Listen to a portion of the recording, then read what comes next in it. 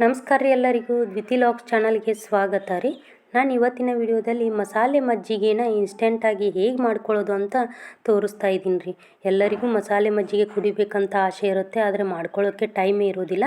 ಇವಾಗ ಈ ಥರನಾಗಿ ರೆಡಿಯಾಗಿ ನಾವು ಮಾಡಿಟ್ಕೊಂಡ್ವಿ ಅಂತಂದರೆ ಸುಲಭವಾಗಿ ಒಂದು ವಾರದವರೆಗೂ ನಾವು ಮಸಾಲೆ ಮಜ್ಜಿಗೆನ ಕುಡಿಬಹುದು. ಇದಕ್ಕೆ ಏನೇನು ಬೇಕಂತ ನೋಡೋಣ, ಹಾಗೆ ಹೇಗೆ ಮಾಡೋದು ಅಂತಲೂ ಸಹಿತ ನೋಡೋಣ. ನಾನಿಲ್ಲಿ ಒಂದು ಹಿಡಿಯಷ್ಟು ಕೊತ್ತಂಬರಿನ ತೊಗೊಂಡಿದ್ದೀನಿ, ಹಾಗೆ 1 ಇಂಚಿನಷ್ಟು ಶುಂಠಿನ 2 ತುಂಡು ಮಾಡಿ ಕಟ್ ಮಾಡಿ ಇಟ್ಕೊಂಡಿದ್ದೀನಿ. ಒಂದೇ ಒಂದು ಹಸಿಮೆಣಸಿನ್ಕಾಯನ್ನು ಹಾಕೋತಾ ಇದ್ದೀನಿ. ಹಾಗೆ ಇಲ್ಲಿ 10ರಿಂದ 12ರಷ್ಟು ಬೆಳ್ಳುಳ್ಳಿ ಹೆಸಳನ್ನು ತೊಗೊಂಡಿದ್ದೀನಿ. ಸ್ವಲ್ಪ ಜೀರಿಗೆನ ಹಾಕೋಬೇಕು. ತುಂಬ ರುಚಿಯಾಗಿರ್ತೈತೆ ರೀ, ಭಾಳ ಟೈಮ್ ಏನು ಬೇಕಾಗಂಗಿಲ್ಲ ರೀ. ಸುಲಭವಾಗಿ ಒಮ್ಮೆ ಮಾಡಿಟ್ಕೊಂಡು ಅಂದರೆ ಒಂದು ವಾರದವರೆಗೂ ನಾವು ಮಜ್ಜಿಗೆ ಮಾಡಿಕೊಂಡು ಈ ಮಸಾಲೆನ ಹಾಕ್ಕೊಂಡು ಕುಡಿತಾಯಿದ್ರೆ ರುಚಿ ಅನಿಸುತ್ತೆ. ಇವಾಗ ನಾನು ಮಿಕ್ಸಿ ಜಾರಿಗೆ ಹಾಕಿ ರುಬ್ಕೊಂಡು ಬಂದೆ. ಇವಾಗ ಸ್ವಲ್ಪ ನೀರನ್ನು ಹಾಕಿ ಮತ್ತೆ ರುಬ್ಕೊಂಡೆ. ಅದಕ್ಕೆ ರುಬ್ಬಿರೋದಕ್ಕೆ ಸ್ವಲ್ಪ ಉಪ್ಪು ಹಾಗೆ ಸ್ವಲ್ಪ ಸಕ್ಕರೆನ ಹಾಕ್ಕೊಂಡು ಮತ್ತೊಮ್ಮೆ ಸ್ವಲ್ಪ 1 ಬಟ್ಲಷ್ಟು ನೀರನ್ನು ಹಾಕಿ ಮತ್ತೊಮ್ಮೆ ಎಲ್ಲನೂ ಮಿಕ್ಸಿ ಜಾರಲ್ಲಿ ರುಬ್ಬಿಕೊಂಡು ಇಟ್ಕೋಬೇಕು. ಇದು ನಮಗೆ ಮಸಾಲೆ ರೆಡಿ ಆಯಿತು. ಈಗ ನಾನು ಈ ಮಸಾಲೆ ರೆಡಿ ಮಾಡಿಟ್ಕೊಂಡಿರುವಂಥ ಮಸಾಲೆನ ಈ ಥರನಾದಂಥ ಐಸ್ ಕ್ಯೂಬ್ನಲ್ಲಿ ಹಾಕಿ ಅದನ್ನು ಐಸ್ ಥರ ಮಾಡಿ ಇಟ್ಕೊಂಡ್ವಿ ಅಂತಂದರೆ ಒಂದು ವಾರದವರೆಗೂ ಈಸಿಯಾಗಿ ನಾವು ಉಪಯೋಗಿಸ್ಕೋಬೋದು.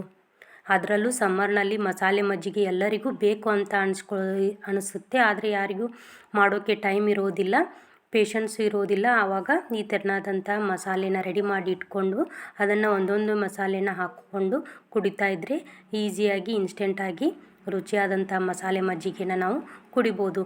ನಾನು ರೆಡಿ ಮಾಡಿಟ್ಕೊಂಡಿರುವಂತಹ ಮಸಾಲೆ ಇಷ್ಟು ಕ್ಯೂಬ್ಗೆ ಆಯಿತು. ಇದಕ್ಕಿಂತ ಜಾಸ್ತಿ ಆದರೆ ಇನ್ನೂ ಸಹಿತ ನೀವು ಇನ್ನೊಂದು ಕ್ಯೂಬ್ನಲ್ಲೂ ಸಹಿತ ಹಾಕ್ಕೋಬೋದು. ಇವಾಗ ನಾನು ಇದನ್ನೆಲ್ಲನೂ ಐಸ್ ಮಾಡ್ಕೋತೀನಿ. ಫ್ರಿಜ್ನಲ್ಲಿ ಇಟ್ಟು ಒಂದು 3-4 ಅವರ್ಸ್ಗೆ ಅಂದರೆ ಅದು ಗಟ್ಟಿಯಾಗಿಬಿಡುತ್ತೆ, ಐಸ್ ಆಗಿಬಿಡುತ್ತೆ. ಇವಾಗ ನಾನು ಮೊಸರನ್ನ ಮಜ್ಜಿಗೆ ಮಾಡ್ಕೋತಾ ಇದ್ದೀನಿ. ನಿಮ್ಗೆ ಎಷ್ಟು ಬೇಕೋ ಅಷ್ಟು ಮೊಸರನ್ನ ಹಾಕ್ಕೋಬೇಕು. ಹಾಕ್ಕೊಂಡು ನಿಮಗೆ ತೆಳು ಬೇಕಂದರೆ ನೀರು ಸ್ವಲ್ಪ ಜಾಸ್ತಿ ಹಾಕ್ಕೊಳ್ಳಿ, ಇಲ್ಲ ಗಟ್ಟಿ ಮಜ್ಜಿಗೆನೇ ಬೇಕು ಅಂತ ಅನ್ನೋದಾದರೆ ಸ್ವಲ್ಪ ನೀರನ್ನು ಹಾಕ್ಕೊಂಡು ಮಜ್ಜಿಗೆನ ರೆಡಿ ಮಾಡಿಕೊಳ್ಳಿ.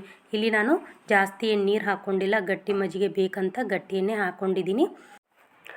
ರುಬ್ಕೊಂಡಿರುವಂಥ ಮಜ್ಜಿಗೆನ ನಾನಿಲ್ಲಿ ಒಂದು ಪಾತ್ರೆ ಒಳಗೆ ಹಾಕೋತಾ ಇದ್ದೀನಿ. ಅಷ್ಟರಲ್ಲಿ 4-5 ಅವರ್ ಬಿಟ್ಟ ತಕ್ಷಣ ಐಸು ಕ್ಯೂಬ್ಸು ರೆಡಿಯಾಗಿದ್ದು ಮಸಾಲೆ ಐಸ್ ಕ್ಯೂಬ್ಸು ಅದನ್ನು ನಾನಿಲ್ಲಿ ಗ್ಲಾಸ್ನಲ್ಲಿ ಹಾಕಿ ಸರ್ವ್ ಮಾಡ್ತಾಯಿದ್ದೀನಿ. ಒಂದೇ ಹಾಕ್ಕೊಂಡ್ರೆ ಸಾಕು, 1 ಗ್ಲಾಸಿಗೆ 1 ಐಸ್ ಕ್ಯೂಬ್ ಹಾಕ್ಕೊಂಡ್ರೆ ಸಾಕು. ಮಸಾಲೆ ಐಸ್ ಕ್ಯೂಬ್ನ ರುಚಿಯಾದಂಥ ಟೇಸ್ಟಿಯಾದಂಥ ಮಸಾಲೆ ಮಜ್ಜಿಗೆ ರೆಡಿ ಆಗುತ್ತವೆ. ಇವನ್ನು ಯಾರು ಅಂದರೆ ಗೆಸ್ಟ್ಸ್ ಅದು ಬಂದಿರ್ತಾರೆ, ಆವಾಗ ಮಾಡೋಕ್ಕೆ ಟೈಮ್ ಇರೋದಿಲ್ಲ. ಈ ಥರನಾಗಿ ಮಾಡಿಕೊಟ್ರೆ ಅವರು ಖುಷಿ ಆಗ್ತಾರೆ. ಇವಾಗಂತೂ ಬಿಸಿಲು ಜಾಸ್ತಿ ಇದೆ, ಯಾರು ಬೇಕಾದರೂ ಮಸಾಲೆ ಮಜ್ಜಿಗೆ ಅಂದರೆ ಇಷ್ಟಪಟ್ಟು ಕುಡಿತಾರೆ. ನೀವು ಒಂದು ಸಾರಿ ಟ್ರೈ ಮಾಡಿರಿ, ನಿಮ್ಗೆ ಹೆಂಗೆ ಬಂತು ಅಂತೇಳಿ ನನಗೆ ಕಮೆಂಟ್ ಬಾಕ್ಸ್ನಲ್ಲಿ ತಿಳಿಸ್ರಿ. ಇವಾಗ ಐಸ್ ಕ್ಯೂಬು ಅದು ಕರಗೋಕ್ಕೆ ಭಾಳೇನು ಜಾಸ್ತಿ ಟೈಮ್ ಬೇಕಾಗಲ್ಲ, 2 ನಿಮಿಷದಲ್ಲಿ ಕ್ಯೂಬು ಕರಗಿಬಿಡುತ್ತೆ. ಅದು ಜಾಸ್ತಿ ಕೋಲ್ಡ್ ಬೇಡ ಅನ್ನೋರು ಈ ಥರನಾದಂಥ ಸ್ವಲ್ಪ ಕೋಲ್ಡ್ ಇರುವಂಥ ಮಜ್ಜಿಗೆನ ಕುಡಿಬೋದು.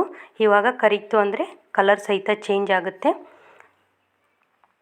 ಇವಾಗ ನೋಡಿ ಕಲರು ಚೇಂಜ್ ಆಗಿದೆ, ಪೂರ್ತಿಯಾಗಿ ಕರಗಿದೆ. ಇದರಲ್ಲಿ ಸ್ವಲ್ಪ ಚಿಟಿಕೆ ಉಪ್ಪನ್ನು ಹಾಕ್ಕೊಂಡ್ರೆ ಆಯಿತು. ಯಾಕಂದರೆ ಈಗಾಗಲೇ ನಾವು ಉಪ್ಪನ್ನು ಹಾಕ್ಕೊಂಡಿದ್ದೀವಿ ರುಬ್ಬುವಾಗ. ಈ ಥರನಾಗಿ ಸ್ವಲ್ಪ ಉಪ್ಪನ್ನು ಹಾಕ್ಕೊಂಡು ಸರ್ವ್ ಮಾಡಿದ್ರು ಆಯಿತು. ನಾನು ತೋರಿಸಿರುವಂತಹ ಮಸಾಲೆ ಮಜ್ಜಿಗೆ ರೆಸಿಪಿ ನಿಮಗೆ ಇಷ್ಟ ಆಗಿದೆ ಅಂತ ಅಂದ್ಕೊಂಡಿದ್ದೀನಿ.